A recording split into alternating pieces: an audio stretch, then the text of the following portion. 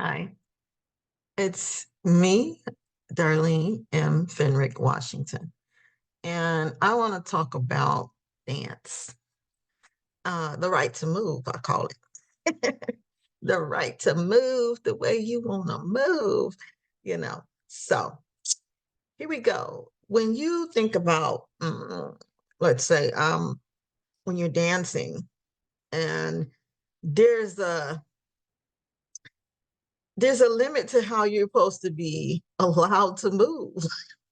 Like you're supposed to catch that beat. You're supposed to move on point. You're supposed to dance in groups.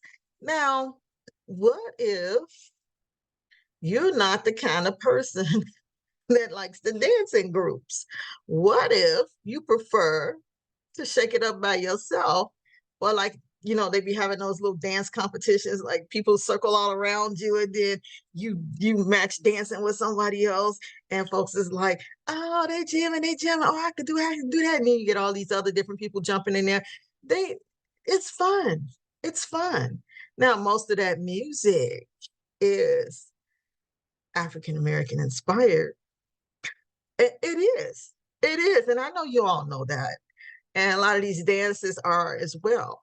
But I ain't here to take ownership of all of music in the world and say that it's all ours, even though most people say, which it's out there, it's been proven or whatever, that uh, most all things start with African culture, and that African Americans and such, we start the trends.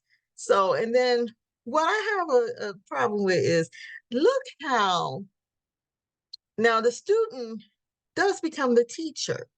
So when you learning new dances, when you're learning new music, how to play instruments, when you're learning a new culture, you might dibble dabble in it as to the same level.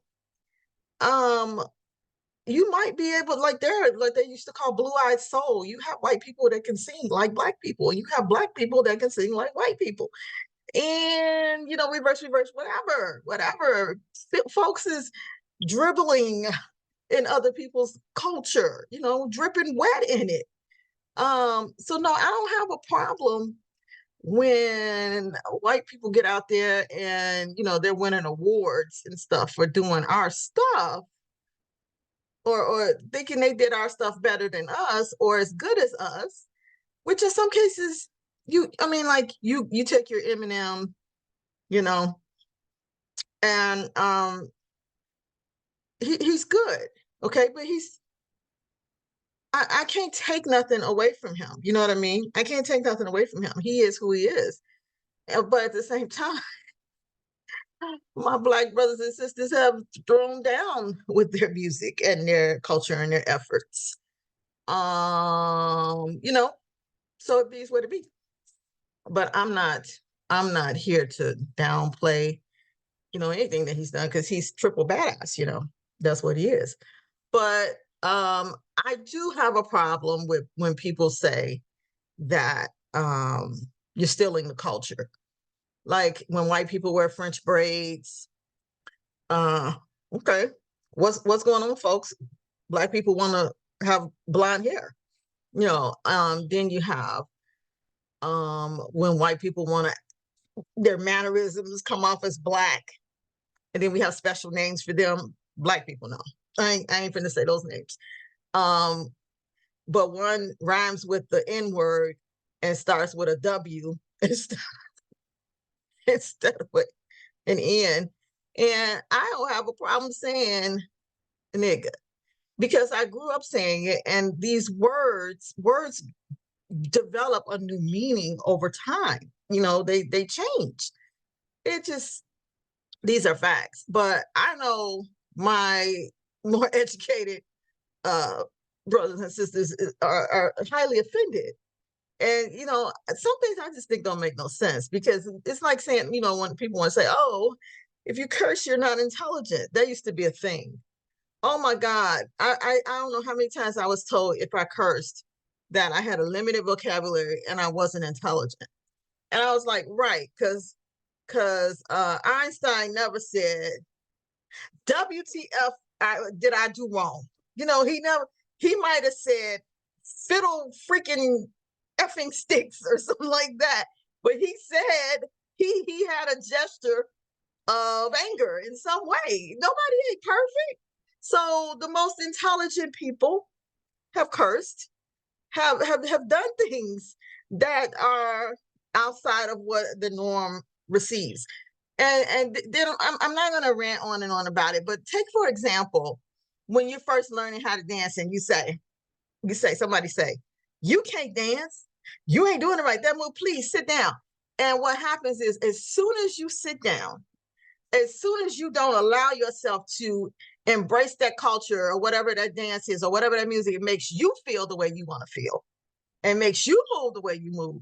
As soon as you done that, you have surrendered control of your being to that person, because that person told you you can't dance and you should sit down, and you did it.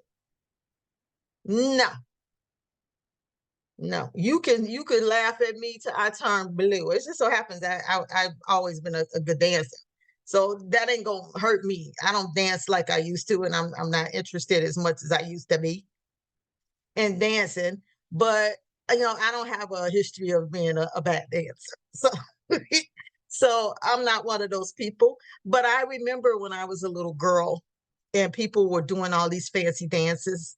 And there were dances that I so wanted to do, but I discovered when I was young that I wasn't like I might have wanted to be a dancerette, carving people. I might wanted to be one, but I wasn't good at dancing in groups. That's what my problem was. I was not good at dance. I don't do a lot of things good in groups. And people who know me know this. I function when I get to moving, I'm moving, and I don't like to be held back. So it's like my patience be wearing thin. I be as proper and nice as I possibly can. But at some point I explode because I know I'm holding so much in. And I just be like, okay, you do what you do, and I'm do what I do. And sometimes there's a momentum in people that doesn't belong in a group that is building something else that doesn't fit with that person that's trying to build as well. So at the same time, if you ain't rich, you got to learn how to be a team player. So I've been on all kind of plateaus where I had to do stuff that I may not have wanted to be a part of, but I had to get my paycheck. And I don't mean that I'll do anything for money. That ain't what I'm saying. I'm talking about paying my bills, working at a job, any job that someone is working at, and they there because you got to pay the bills. You can relate. Don't twist it. But anyway, as I said, move your body the way you want to move. But please, people, remember that, the student can become the teacher. So when we have all these people out here learning, they're the students, our cultures, and learning our dances, and doing it just as good as we do it. And it's like, how they gonna do our stuff? Where you go wrong at, people, where you go wrong is when you take our culture and turn it and say and act like we didn't do it first. Act like it wasn't our rhythm. Like we didn't throw it in your face and then you started doing. That's where you go wrong at. That's where you go wrong. We should get our awards. We should get our total acknowledgement first. First. And then, those ones who have, who have matched that bar, taking it higher, acknowledge them too. Who the hell? I'm not one to ever say that someone don't deserve something just because they're doing something in another culture better, perceived to be better than that of that culture that they're learning or borrowing from. No, I'm not going to say it, because you have to understand it is that culture that initiated and instigated and inspired and brought that movement along.